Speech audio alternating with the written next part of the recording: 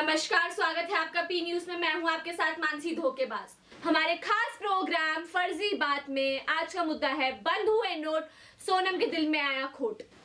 इस मुद्दे पर हमारे साथ सबसे पहले बात करने के लिए मौजूद है पुत्तन हलवाई, जिनके दिल में सोनम गुप्ता ने आग लगाई। वहीं दूसरी और छाप पार्टी के फेकरीवाल जी। हम तो दबी कुछ जनता है, हमें बोलने का मौका आप शांत रहिए, आपसे सही समय पर पूछा जाएगा। तीसरी और मौजूद है सभी आशिकों के मसीहा, ऑल इंडिया आशिक कमेटी से मनहूस मजनू। आप यहाँ पे अपनी अश्लीलता ना फैलाएं।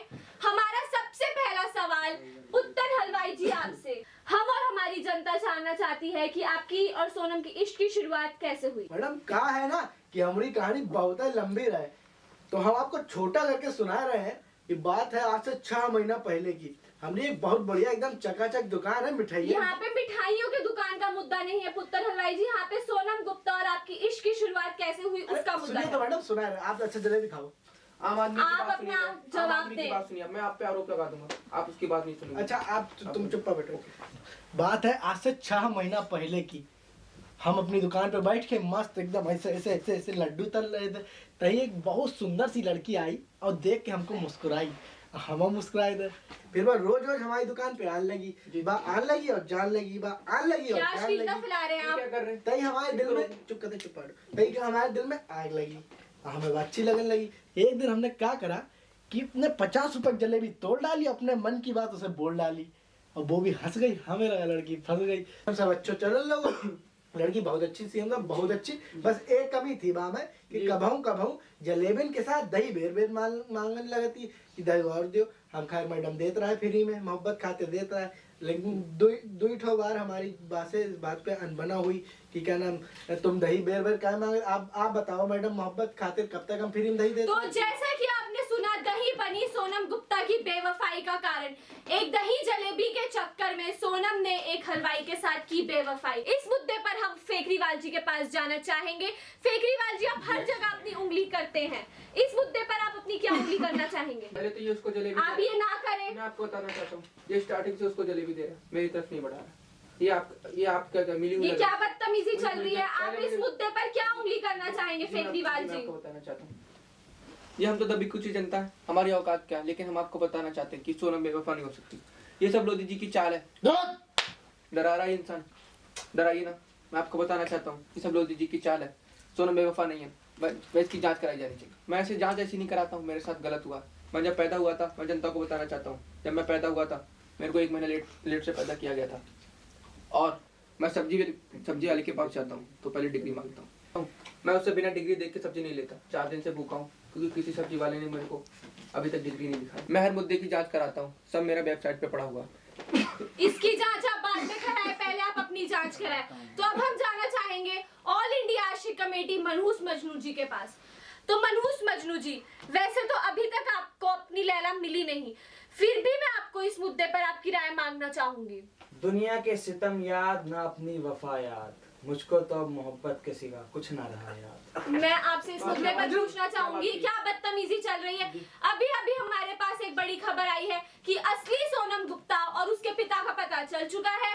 हमारे संवाददाता कल्लू केकड़ा अभी उनके घर के वहां मौजूद हैं। कल्लू केकड़ा जी, अभी तक आपको क्या अपडेट मिल रही है वहां से। जी कसम से आवाज बहुत अच्छी है आपकी। हैं? अच्छा हाँ, तो हमें सोनम गुप्ता के पिताजी मिल चुके हैं जो हमें बताएंगे कि वाकई में उनकी बेटी बेवफा है। भाई साहब, भाई साहब, क्या कौन? न्यूज सोनम गुप्ता। तुम आओ, फोन आओ तो। हाँ हमारा ही था। अच्छा वहाँ बताओ, क्या पूछो। बेवफा है कि नहीं है कौन? सोनम? पगलाए गए होगा तो आरोप तो लग रहे हैं। आरोप सालो पुत्तन ने बदनाम कर दी वहाँ। कौन? सोनम हमारी बिटिया पुत्तम ने बदनाम कर दी वहाँ, और साली जलेबी लेने चली गई बाकी दुकानों वन बदनाम कर दी हमारी चोरी। अब बताओ ऐसे करो जाए कहीं, ये लाला का लौंडा इतना बुरा निकलेगा, हमें का पता थी। अब आके बावजूद अब हमारी कॉलोनी के किसी लौंडा ने पूछ लो कितने सारा बनी है, कतई कतई कतई बेवफाई ना करी माने। और अब सबका सारा कॉलोनी में तो हमारी बिटिया बनी है सबका सारा। उनमें से एक मैं भी था। रघुबर का लौंडा है का? तू भी तो पता ही है कहानी। और सुनो, और बस वो ना मंगू मंगू की लौंडा पता होगा? वाह का ना पता। पता करने करिए कदी हमारी लौंडी बदनाम कर दी साड़न ने कतई हमारी लौंडी आ करे साड़न ने बदनाम कर दी मार दूंगा साड़े यू पुत्तन साड़ो पुत्तन तू तो रघुवर को लौंडा जाने है। चुप हो जा। अरे कोई ना इनका साफ साफ कहना है हमारी बेटी बेवफा नहीं है। हमारी बिटिया बता हमारी बिटिया का ब्याह कैसे होगा हमारे राम। इनका साफ साफ आरोप पुत्तन हलवाई पर है। मैं कल्लू केकड़ा कैमरामैन शिवम तड़ीपार के साथ सोनम का घर पी न्यूज। तो जैसा कि आपने सुना, सोनम गुप्ता और उनके पिताजी ने पुत्तन हलवाई पर सीधा सीधा आरोप लगाया। पुत्तन जी, आप इस मामले में क्या कहना चाहेंगे? हम पे आरोप? कतई झूठ बोल रहा हूँ मैडम, कतई झूठ बोल रहा हूँ। जे बाप बेटी मैडम हम बता रहे हैं आपको, तुम सुनो आसिक, जे दोनों मिले भाई हम बताए, दोनों मिली भगत है। जे आज घटना है 8 तारीख की रात 8 बजे की। हम बैठे रहे हुए और हम अपनी दुकान बैठ कर ऐसे ऐसे ऐसे ऐसे इमरती तल रहे, कहीं भाजे भाजे सोनम आई बहुत जल्दी में कि पुत्तन ए पुत्तन। अब मैडम हमने सुनी ना है तो बुझे चिल्लाई सोनम की पुत्तन। तब हम गए कि काबा सोनम का चिल्लाए रही, तो बोले कि पुत्तन हमें अब 1000 रुपए जलेबी अब खान दो तुम। अब सीएम साहब आप बताओगे 1000 रुपए जलेबी बनी धनी का? ये सब लोग अच्छा कहते चुप रहो। तो कहते हमने तुरंत मोहब्बत खातर मैडम कतई मोहब्बत खाते हमने तुरंत सामग्री तैयार करी जल्दी जल्दी में और उन्हें तुरंत 1000 रुपए जलेबी बना के दे दी। तो सोनम ने ऐसे झपट्टा मारो जलेबी पे और भाग गई। हमें लगी लड़की जल्दी में हुई है ताई चली। ताई बाद दिन हमने दुकान बढ़ाई अपनी, हम घर आ गए तो हमने पिताजी को चरण उनके पैरन में धरो गल्ला और संग में दो 1000 को नोट सोनम वालो। तई तई कहा दो हमारी जान थी और पिताजी को जूता तो मार मार जूता हमारी जान गंजी कतई कतई बहुत मारो मैडम कि बताओ तुम पुत्ता नहीं थे तुम बहुरा ठहरे ऐसे तुम दुकान चला पाओगे। 1000 और 500 के नोट लोधी जी बंद कर दे। अब बताओ तुम ऐसे तुम दुकान चला पाओगे? कतई चूतिया बन जाओ तुम तो रोज। फिर तो मैडम हमें बाद में बड़ी शर्मिंदगी मैडम महसूस हुई। ताई दिन हम समझिए कि जब लड़की कतई गद्दार है। हमने उठा वो 1000 को नोट अब आप लिख दो बुलंद अक्षरों में सोनम गुप्ता बेवफा है। 1000 रुपए की नोट की वजह से सोनम गुप्ता बेवफा बनी, तभी पुत्तन हलवाई ने हर एक नोट पर लिख डाला सोनम गुप्ता बेवफा है। तो अब हम फेकरीवाल जी के पास जाना चाहेंगे। फेकरीवाल जी, फेसबुक पर एक नया ट्रेंड चला था, चलो दिल्ली सोनम के खातिर, क्या उसकी लीडर आप थे?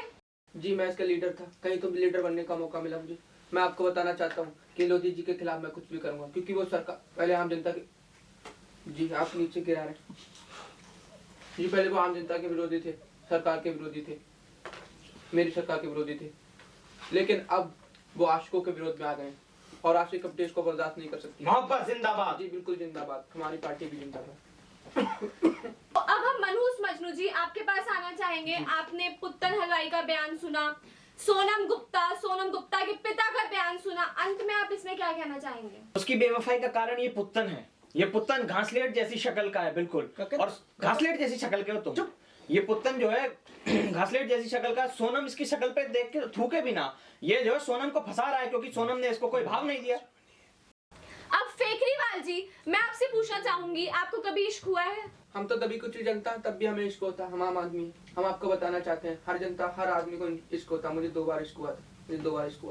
एक बार तो लड़की से इश्क हुआ था मुझे इस पे पहले से ही आप शांत रहे। क्या अश्लीलता फैला रहे। मैं आपको बताना चाहता हूँ पहली बार मुझे अपने देश से मोहब्बत हुई थी जब मैंने अनीता से प्यार किया था। मेरी गर्लफ्रेंड थी, मैं आपको मेरी भी थी।